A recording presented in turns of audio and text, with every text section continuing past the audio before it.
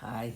So this week I'm exploring the connection and community essential that's part of the US Surgeon General's framework for mental health and wellbeing in the workplace.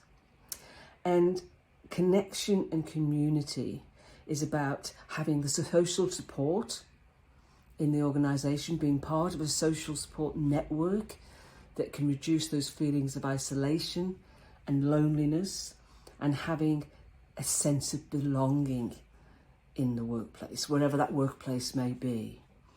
And one of the components sitting underneath that essential is to create a culture of inclusion and belonging. So we must have a culture in which everybody, absolutely everybody feels included. They do not feel isolated. They do not feel that they're not a part of the organisation.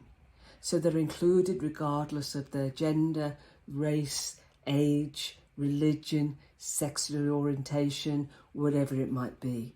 They are included and they know that they belong and that they're valued and they will be heard. And one of the things mentioned in the framework is that organisations should encourage what the scientists called pro-social behaviour.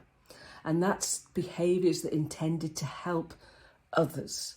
And research has shown that not only does, and it's a bit like recognition, this works in this way as well, and gratitude, pro-social behaviour not only helps the recipient of the support, help, whatever it might be, it also makes the giver feel good as well. So the mental well-being of both parties is improved as a result of that pro-social behaviour.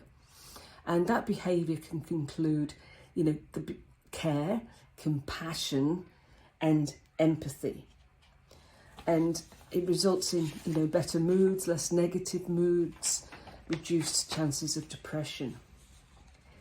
And we also need that sense of belonging as well as being inclusion and belonging. And back in March, I wrote a newsletter that explored some of the findings from research done by McKinsey. And the results were based on top 3 rankings of respondents to the survey who left a job between December 2020 and December 21 without another job to go to. They left without anywhere to go. And these were the employees who just had enough.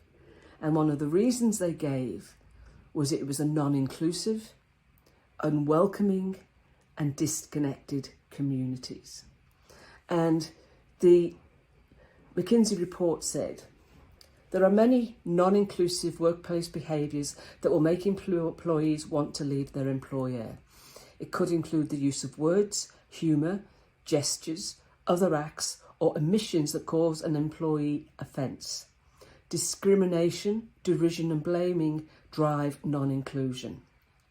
There are also less obvious behaviours with the same outcomes, including inattentive listening, making assumptions before checking facts, command and control supervision, more criticism than praise, and actively creating division, not cohesion. All these behaviours are unwelcoming. So creating a culture of inclusion and belonging must be core to the organisation strategy.